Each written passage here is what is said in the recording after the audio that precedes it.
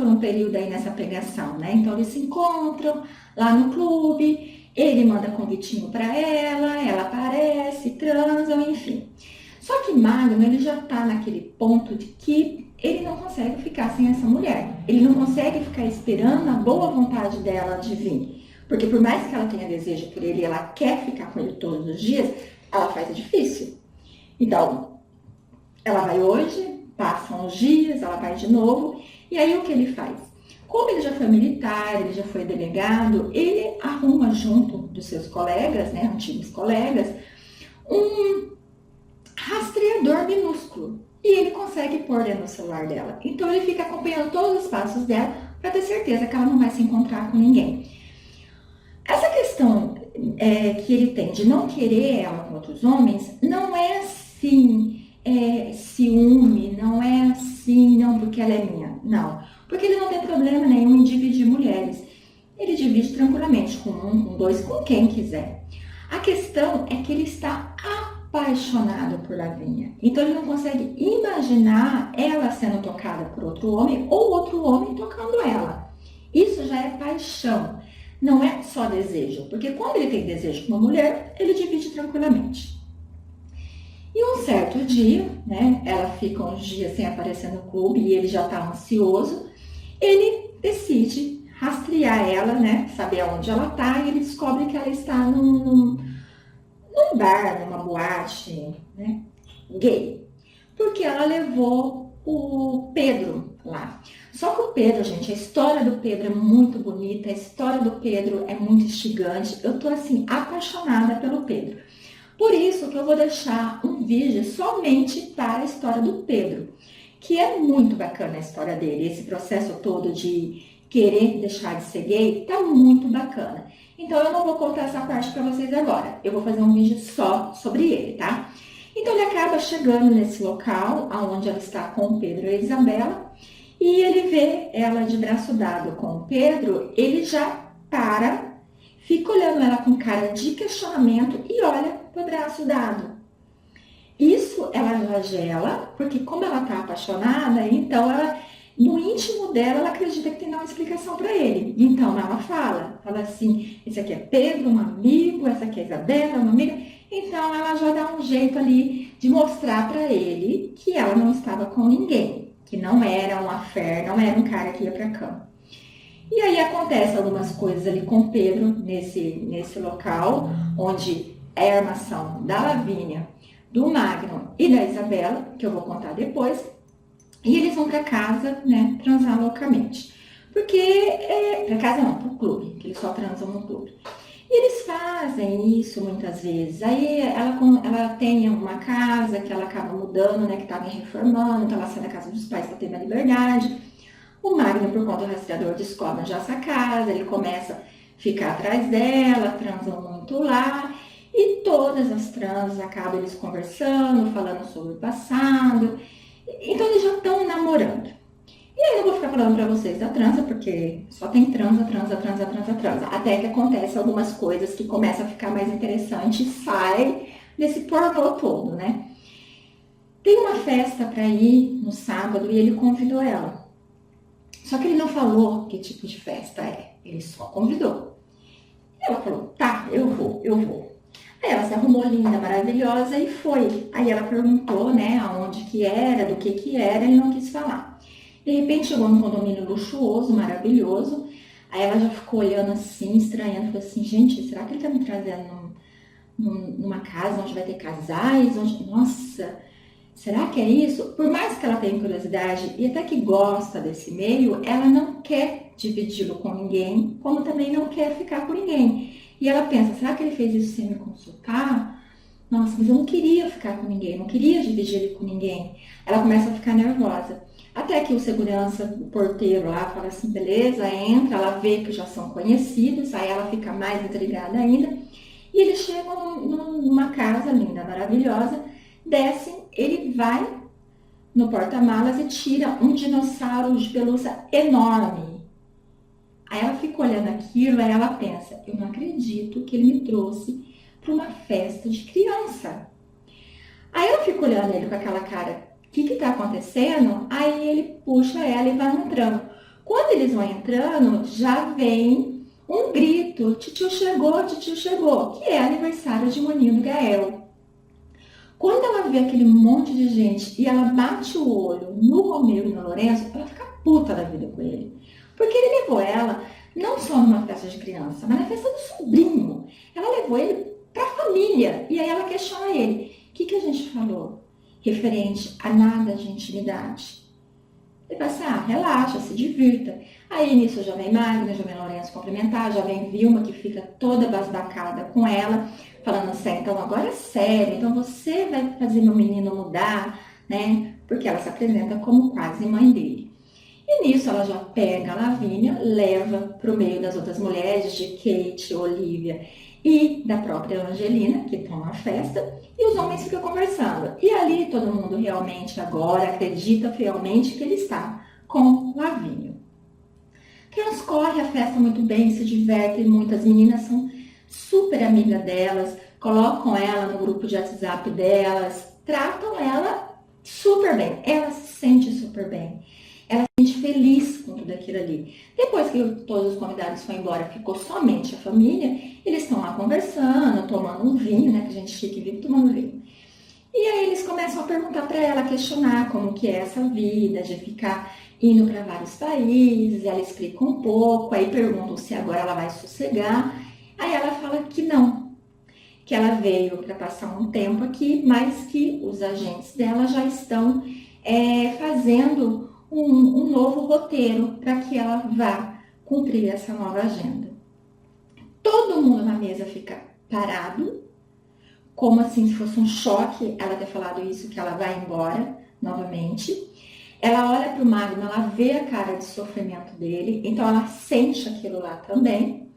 Aí daqui a pouco ela tenta desconversar para mudar aquele clima pesado que ficou e finalizam a noite. Quando eles estão indo embora, ela tá muito puta da vida, porque ela amou tudo aquilo.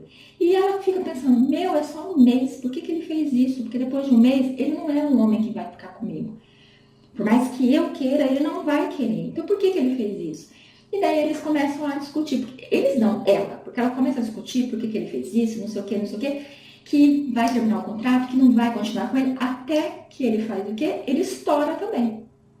Ele fala, já que é assim, então que termina logo o contrato de vez, que acaba tudo ali e que ele vai pro clube fuder muito mesmo, porque já faz acho que 3 dias que eles não transam e ele não consegue mesmo transar com outra mulher, mesmo que ele queira, não consegue mais.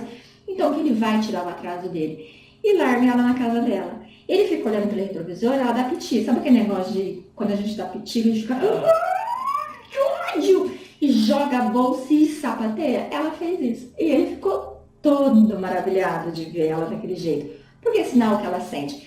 Porque de um lado, ele fica pensando, será que ela sente o que eu sinto, pelo menos um pouquinho? E do outro, ela pensa a mesma coisa, será que ele sente o que eu sinto um pouquinho? Porque é jogo de vaidade os dois o tempo todo. Isso tá irritante a vocês dois, hein?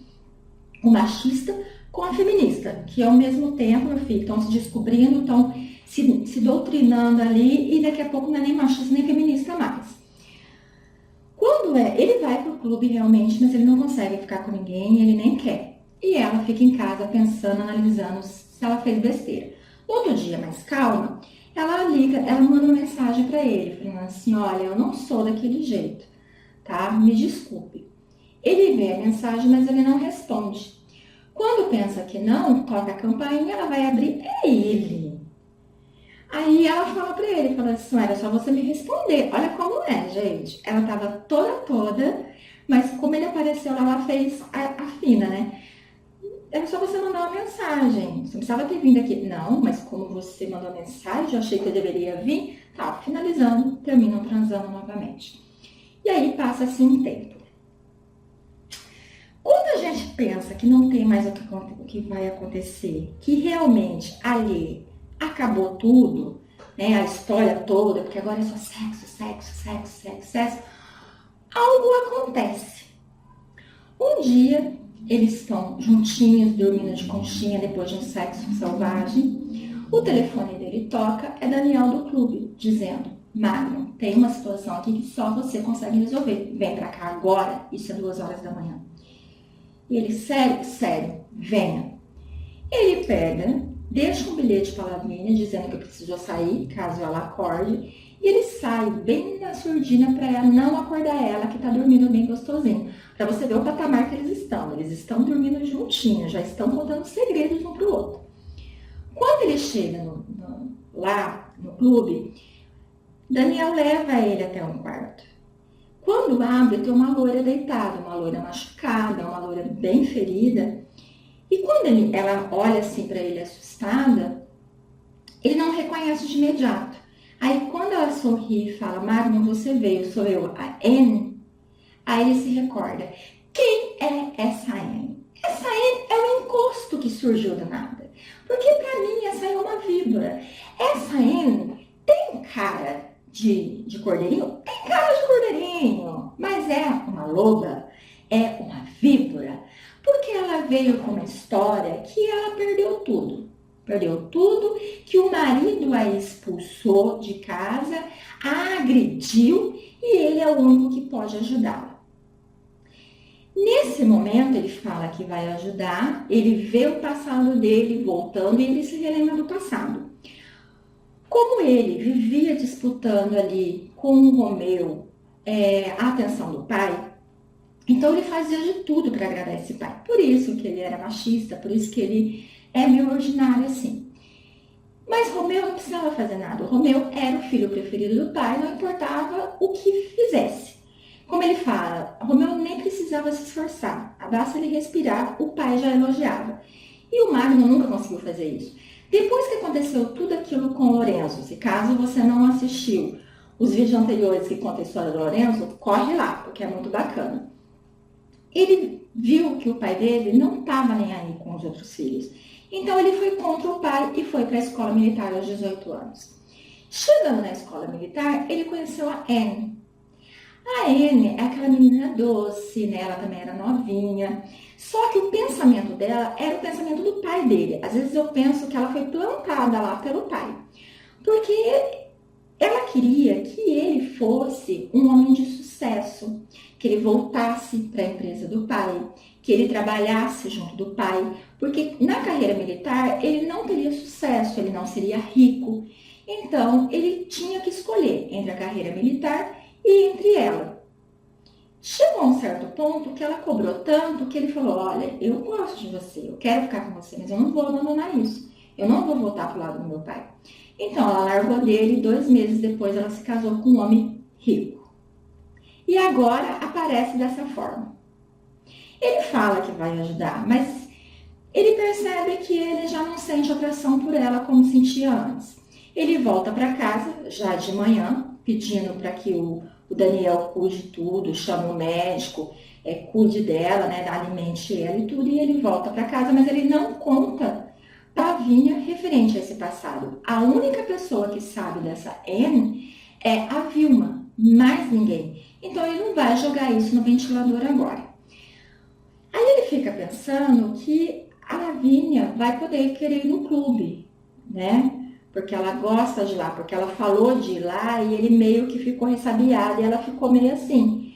Então, como ele percebeu que ele deu mole, ele decidiu o quê? Pegar a Anne e mandar para o apartamento dele.